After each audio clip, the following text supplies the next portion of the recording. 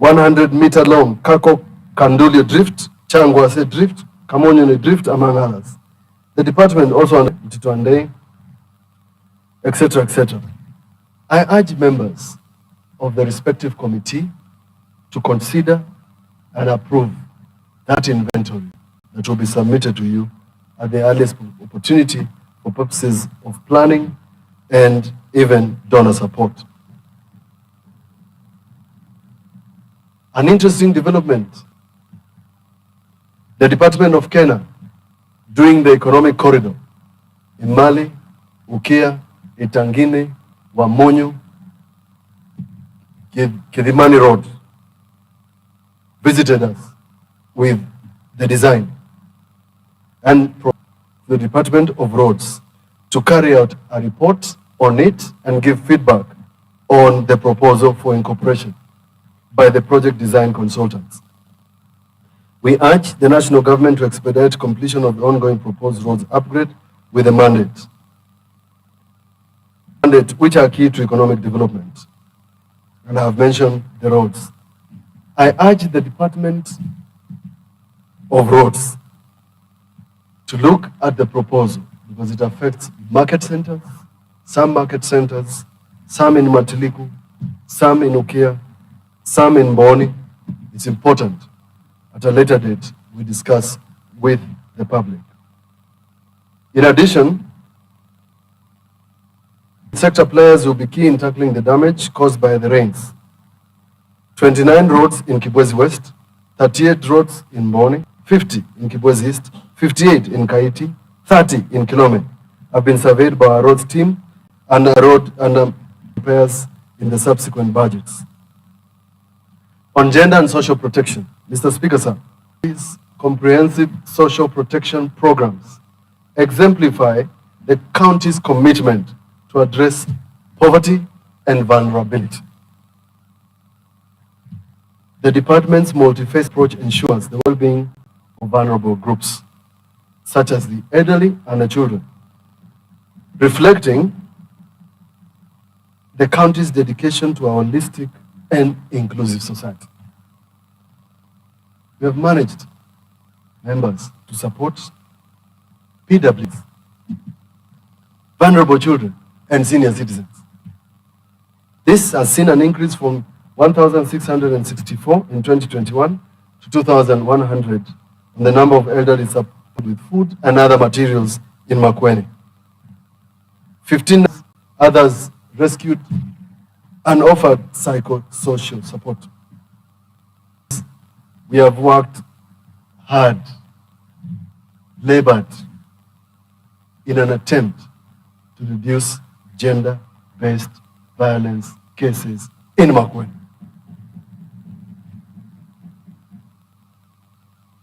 Our heightened advocacy has led to an increase of reporting of cases by the community. We have received a total of 834. I urge the developmental committee where these issues are domiciled to arrange a meeting with the judiciary next year. This is one area that needs collaborative approach. The MAKUENI County Empowerment Fund, popularly known as TEREGA, targeting youth, men, women, persons with disabilities and community development groups are mentioned. Members, this fund has faced operational and administrative. This assembly altered the fund's disbursement in 2020, and an ad hoc committee of the county assembly was established. The committee's recommendations pointed to an overhaul of the whole fund. In July, the fund secretariat set out to effect these recommendations and to institute.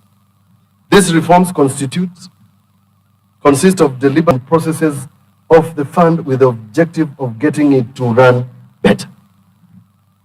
This structural change includes the restructuring of its architectural setup, while process change including redesigning the system, setting quality standards, and efficiency and effectiveness of the fund.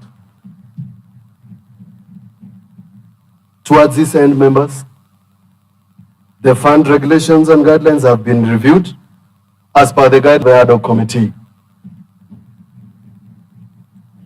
This viewed and subjected to stakeholder engagement, including the County Assembly Committee on Gender, and are now ready for debate and adoption by this House. We have engaged Safaricom on the disbursement of this fund.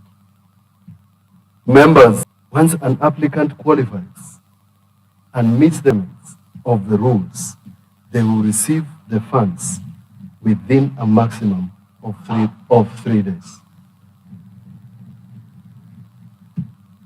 On policy and legislative agenda, Mr. Speaker, as I conclude, I want to highlight our achievements on policy and legislative agenda. The Office of the County Attorney is now fully fledged separate from the Office of the Governor. At the close of the last financial year, the department was operationalized as envisioned in the Office of the County Attorney Act. Subsequently, the County Attorney was appointed in November 2022, and the County Solicitor recruited in 2023. The department has 11 members of staff, an administrative assistant, an intern, a legal clerk, a procurement officer, and an accountant who are seconded to this department. Bearing in mind the imperative of inclusivity, the office implemented the following strategic intentions during the financial year in review. They reviewed the county laws, they advised the department in the county executive, they represented the executive committee in court, drafted, vetted, and interpreted documents and agreements for and on behalf of the county executive and its agencies. It is imperative to note, members, that prior to the establishment of this office, all litigation was handled by counsel, currently by external counsel. But now, most of our matters are handled in-house. This has enhanced the hands-on and efficient management of our court and has significantly reduced our legal bills. So far, we have 109 active court matters, 24 of them successfully completed by our in-house counsel. The county attorney instituted 2 court cases to protect public interest. One of them, members, is to secure Kaumoni Market, which was fraudulently registered in the name of an individual. The second one is to secure the ownership of a public utility land in Mukaa Ward pertaining to Nzaini Bohol in Ovate. This address will be incomplete without addressing the case currently in court on the Taita Taveta. A while back, Okia Mtata, Senator, sued the county government of MAKUENI, claiming that there was double taxation in Mutula, where both MAKUENI and Taita Taveta counties claimed to collect. Orders were issued by the court against MAKUENI County by appointing a Taita Taveta team to collect levies in a town, elected a member of a county assembly seated here in the MAKUENI County Assembly today, Honorable Francis Mutula, the Deputy Speaker. When I came to office, we challenged the above orders. At the same time, the court directed the National Lands Commission to investigate this issue as a historical injustice.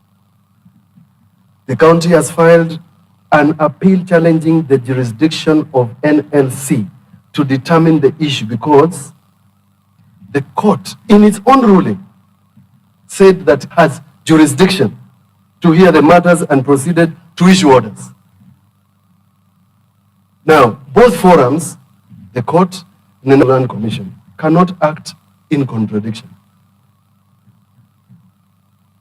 In any event, under Article 188 of the Constitution, only the Parliament, that is National Assembly and Senate, can alter a boundary of a county. In my view, as a senior lawyer, these orders were issued by the court. The orders issued by the court are per incurium, and they amount to usurpation of the role of Parliament.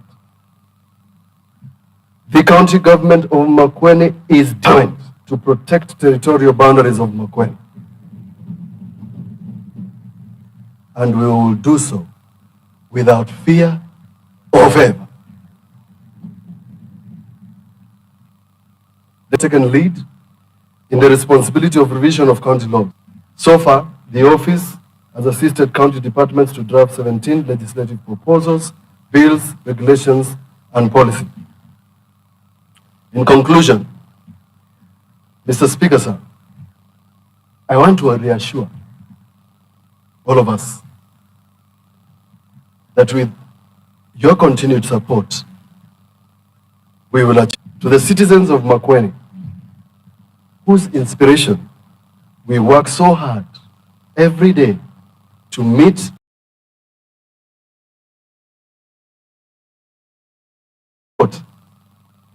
is our first-tier passion to do good with integrity report. As leadership, indeed integrity is our most valuable currency. It's transformed and our people are economically empowered. This is my desire. My desire as governor of Makueni is to lead a transformative government. A government that listens. A government that cares for its citizens. A government that cares for its employees. A government that cares about the relationship with its partners. Governments are known to be cruel. Governments are known to be insensitive. Governments are known to be manipulative, too far, too bureaucratic, and emotionless. I, however, would like to lead a government that is human, that cares for the well-being of its citizens and its employees.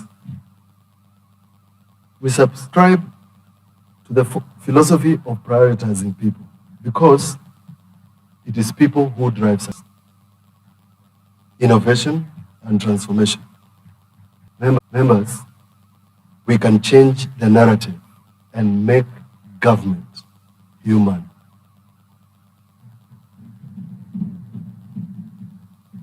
This will require radical transformation and redefinition of beliefs and cultures that we have held so far. A commitment to transform the way we work. Join me together to transform Makueni County. A renewed passion of Kwetuma integrated into our values of public service. I wish all of you a Merry Christmas and a prosperous New Year. God bless Makueni.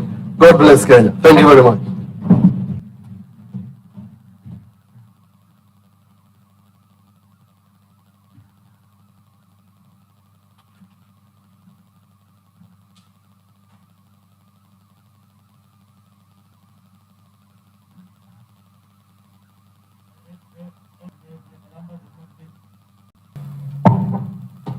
Order, honorable members.